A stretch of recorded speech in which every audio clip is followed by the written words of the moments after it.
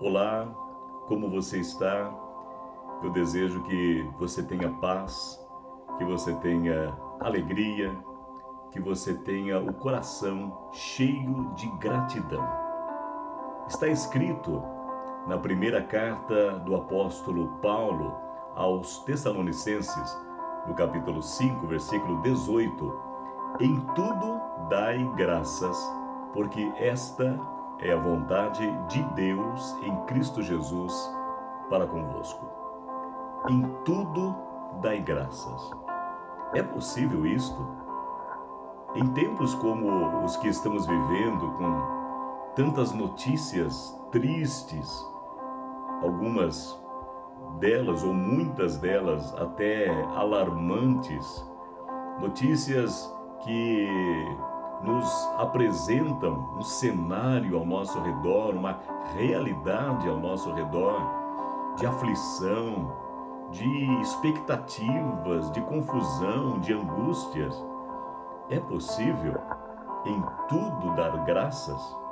Como podemos cumprir com esta ordenança, com este conselho? Como podemos realmente ser agradecidos?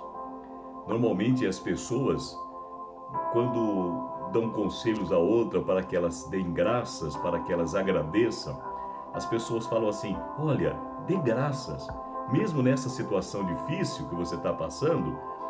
Se você olhar ao teu redor, você vai encontrar alguém em situação pior. Então, agradeça, dê graças. E eu tenho pensado muito nisso. Ora, se esta for a razão, esta for a motivação para darmos graças por uma situação que não seja lá muito boa, que porventura estejamos vivendo, esta motivação ela é primeiramente uma motivação egoísta, uma motivação errada, porque se for para dar graças porque alguém está em situação pior, agradecer, dar graças por uma situação ruim nossa, porque se olharmos ao redor nós vamos ver alguém em situação pior. Este motivo inspira, incentiva o egoísmo, inspira a pessoa a ser insensível para com o seu próximo. Então esse não é o bom motivo para ser agradecido. Essa justificativa também, ela é irracional, ela é tola, porque, vamos dizer assim, se a pessoa olhar à sua direita e encontrar alguém em situação pior, ela pode também olhar, por exemplo, à sua esquerda e encontrar alguém em situação melhor. Sempre é assim, na vida sempre é assim. Alguém não está em situação como a gente por estar em situação melhor, mas outro está em situação pior e vice-versa. Então, essa situação, esta justificativa melhor, ela é tola, porque se a pessoa vai dar graças porque alguém está em situação pior, ela vai deixar de dar graças porque ela vai ver alguém em situação melhor do que a dela. E, portanto, ela vai deixar de dar graças de qualquer maneira. Então, estas justificativas, né, ou como dar graças porque não tem o que se fazer, né? Mas fazer o quê? Então, dê graças. São justificativas tolas, são justificativas fracas, frágeis, né? Insustentáveis. Mas vamos para a Bíblia, para a palavra de Deus. A palavra de Deus, as escrituras sagradas, elas representam para nós o grande ensinamento. É o nosso manual de vida, que devemos dia a dia consultar e praticar os seus ensinamentos. Está escrito em primeiro lugar, nesse versículo, 1 Tessalonicenses 5,18: Em tudo dai graças, porque esta é a vontade de Deus em Cristo Jesus para convosco. Na carta de Paulo aos Romanos, capítulo 12, versículo 2, está escrito que a vontade de Deus é boa, agradável e perfeita. Então, primeiramente nós devemos dar graças porque esta é a vontade de Deus, ou seja, Deus quer, Deus deseja que nós sejamos agradecidos sempre, que nós sejamos agradecidos em tudo. Outra maravilhosa razão bíblica outro conselho bíblico para nós darmos graças é o fato de que Deus é bom. No Salmo 106, no versículo 1 está escrito: rendei graças ao Senhor, porque Ele é bom e porque a sua fidelidade ou a sua misericórdia duram para sempre. Render graças ou dar graças em tudo, porque em tudo Deus é bom. Ou seja, a situação que a pessoa está vivendo pode não ser boa, mas Deus continua sendo bom. As pessoas ao redor podem não estar praticando coisas boas. É muito comum, o ser humano tem na sua natureza a marca da imperfeição e até a verdade é que tem a marca da maldade. O próprio Senhor Jesus, escrevendo, está escrito melhor, pelo evangelista Mateus, no Evangelho de Mateus, no capítulo 7, Jesus ele fala assim: se vós que sois maus sabeis dar coisas boas aos vossos filhos, quanto mais o vosso Pai que está no céu. Ou seja, Deus é bom, os homens são maus, nós somos maus. Nós temos pensamentos maus, sentimentos maus, desejos maus, praticamos atitudes más, podemos ter e temos palavras más, né? Tiago diz que se um ser humano, se um homem, ele não falha, não vier falhar em nada nas suas palavras, esse homem é perfeito. Portanto, nós temos palavras más. Estamos sendo, à medida que nos entregamos ao Espírito Santo para agir em nossa vida e seguimos a palavra de Deus, estamos sendo aperfeiçoados em Cristo Jesus.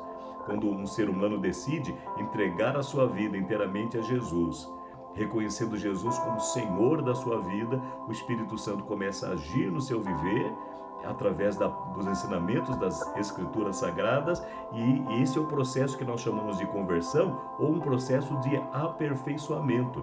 Estamos sendo aperfeiçoados a cada dia para chegarmos ao ponto de sermos como o Senhor Jesus Cristo, nosso Senhor, Ele é. Mas, nesse processo, nós estamos sujeitos a fazer e a praticar e a ser naturalmente, essencialmente, pessoas más. Os homens são maus, mas Deus é bom. Então, mesmo que as situações não sejam boas, mesmo que você receba das pessoas atitudes e medidas e coisas más, mas Deus é bom. Então este é o segundo grande motivo, né? Então nós vemos que para sermos agradecidos, Deus é a nossa razão. Primeiro, porque esta é a vontade de Deus. Segundo, porque Deus é bom. Nós nunca seremos agradecidos se a grande razão para isso não for Deus.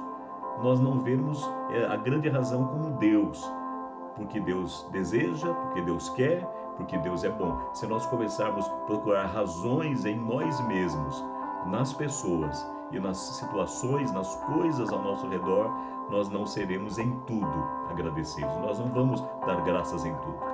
Mas para que não fique apenas nesses ensinamentos, eu quero deixar exemplos bíblicos. Eu poderia usar no Velho Testamento, por exemplo, a vida do rei Josafá.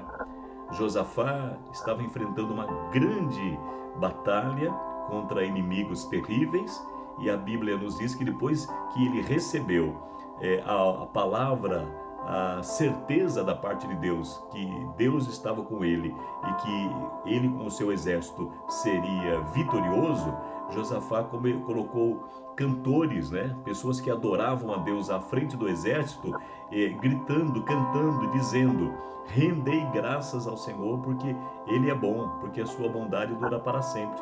Eu poderia usar o exemplo de Jó, que quando recebeu as notícias de que havia perdido tudo, literalmente tudo, ele se ajoelha e adora a Deus, Adorar a Deus é a maior expressão, a mais sublime expressão de render graças a Deus. Em primeiro lugar, nós rendemos graças a Deus por aquilo que Ele faz por nós, né? Por aquilo que nós vemos na nossa vida, nós louvamos a Deus, já é um sentido mais amplo, mais elevado, e aí sublime, acima de tudo, é adorar a Deus. Então, render graças, louvar e adorar. Eu poderia citar o exemplo de Jó, mas eu poderia no Novo Testamento citar, por exemplo, Paulo e Silas na prisão na cidade de Filipos, quando perto da meia-noite, depois de açoitados, né, eles haviam recebido chicotadas pelas costas, estavam presos ali naquela prisão fria, eles cantavam e oravam a Deus. Mas eu quero citar o grande exemplo daquele que realmente é o grande exemplo para nós em tudo, Jesus Cristo, o nosso Senhor. Em 3 momentos especiais na vida de Jesus, enquanto ele poderia orar ou falar qualquer outra coisa, e tudo aquilo que ele fizesse, se orasse ou se falasse, seria realmente maravilhoso e correto, ele é perfeito, Jesus Cristo deu graças. A Bíblia nos conta no Evangelho de Mateus, no capítulo 14, versículo 19, que depois de passar um dia inteiro ensinando as multidões, Jesus Cristo viu que as multidões estavam famintas, com fome. Ele mesmo fala para os discípulos: olha, nós temos que alimentá-las. Primeiro os discípulos disseram: Senhor, manda essa multidão embora para que eles encontrem lugar por aí para comer. Jesus disse: não, vamos nós mesmos alimentá-las. E eu não quero me estender no contexto, muitos conhecem esta história maravilhosa, este milagre de Jesus, quando ele multiplica pães e peixes, mas a Bíblia fala que foi trazido até Jesus apenas 5 pães e 2 peixes. O que fazer com tão pouco diante de uma necessidade tão grande? A Bíblia nos diz que Jesus Cristo pega aqueles pães e deu graças, e ao fazer isto, após fazer isto, começou a partir os pães e entregar aos discípulos, colocando nos cestos, e diz a Bíblia que toda aquela multidão, formada por mais de 6.000 homens, se alimentou, homens, mulheres e crianças, todos comeram, ficaram satisfeitos, e ainda sobrou 12 cestos cheios de pedaços. Render graças a Deus no momento de necessidade, no momento em que a racionalidade, a nossa razão nos mostra que o que temos é muito pouco perto do que precisamos, provoca o milagre da multiplicação. Vamos aprender isso. A Bíblia também nos fala no Evangelho de Marcos capítulo 14, versículo 22, já nos momentos finais da vida de Jesus, quando ele estava lá na última ceia com seus discípulos. A Bíblia nos fala que Jesus, naquela ceia, ele apresenta aos discípulos a realidade de que entre eles havia um traidor, alguém iria trair. Então Jesus já sabia que seria traído por alguém que durante 3 anos esteve ao seu lado, vendo todos os milagres, se alimentando dele, ouvindo as palavras de Deus, os ensinamentos de amor que ele trazia, mas seria o traidor. Jesus sabia que pouco tempo depois ele seria injustamente julgado, condenado à morte, e passaria por todos os maus tratos que um ser humano pudesse passar, mais do que qualquer pessoa poderia passar. Mas mesmo assim, Jesus, ele pega o pão, naquele momento da ceia, ele parte o pão, ele dá graças a Deus e parte o pão. Partir o pão, ou melhor, dar graças no momento de extrema dificuldade, produz o milagre da salvação. Talvez você pode estar passando por uma situação de traição, por uma situação de aperto, de injustiça, mas olha, continue sendo agradecido, continue dando graças. Pessoas serão salvas, pessoas darão graças a Deus, pessoas aprenderão o caminho da fé, da paciência, da perseverança, da humildade, através da tua atitude sincera de gratidão. E eu quero finalmente falar sobre o momento da ressurreição de Lázaro. A Bíblia nos fala que um amigo de Jesus, chamado Lázaro, estava já morto e sepultado há 4 dias. Jesus podia chegar diante daquela sepultura e orar a Deus: Pai, ressuscita o meu amigo, traz de volta a vida. Jesus Cristo podia orar tantas coisas, inclusive diante daquelas pessoas que estavam observando a Jesus e vendo o quanto o que ele faria ali. Porque a Bíblia nos diz que poucos dias antes desse acontecimento, aquelas pessoas haviam praticamente expulsado Jesus daquela cidade. Então Jesus podia fazer qualquer oração, mas diz a Bíblia que Jesus eleva os olhos aos céus e ele ora: Pai, graças te dou porque me ouves. Bem sei que sempre me ouves, mas estou dizendo isto para que esta multidão que me observa saiba que tu me enviaste. Isso está escrito no Evangelho de João, no capítulo 11, versículo 41. E sabe o que essas ações de graças, naquele momento de extrema aflição, dificuldade, de necessidade, de um milagre extraordinário, o que as ações de graças produziu? A ressurreição extraordinária, milagrosa. 4 dias sepultado, Lázaro ressurge, ele ressuscita, ele volta à vida diante da gratidão, do agradecimento, das ações de graças. Ora, se Lázaro não ressuscitasse ali, não só Lázaro continuaria naquela situação, mas certamente também as pessoas viriam contra Jesus e os discípulos para matá-lo. É esse o contexto dessa história.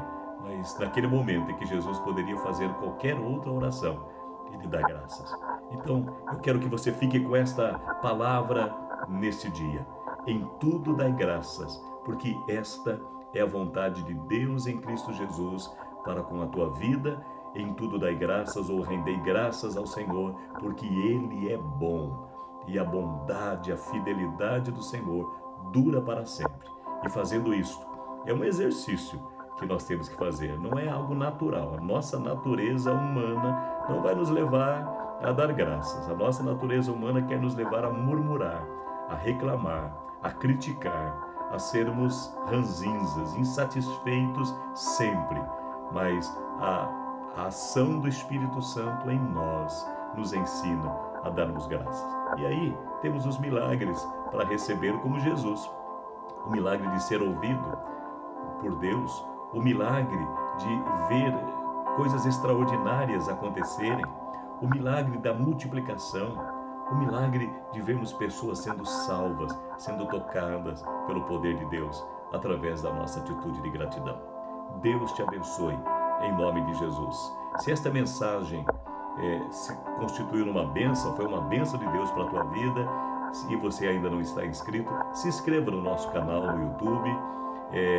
Se você gostou, dê o link lá, o like melhor, né? Dê lá o gostei, o joinha, pode fazer algum comentário, mas especialmente compartilhe essa mensagem para que você sendo abençoado, outras pessoas também sejam através de você. O nosso objetivo é trazer a palavra de Deus, exaltar o nosso Deus que é bom e cuja bondade dura para sempre. Deus te abençoe e a minha oração neste momento, nesta hora, pela tua vida, é que você tenha um coração cheio de gratidão. A palavra de Deus nos diz na carta aos Colossenses, na carta aos Filipenses: sede agradecidos. Lá na carta aos Colossenses, capítulo 4, versículo 2, diz: perseverai na oração, estejam alertas e sede agradecidos. Deus te abençoe em Cristo Jesus. Paz seja contigo.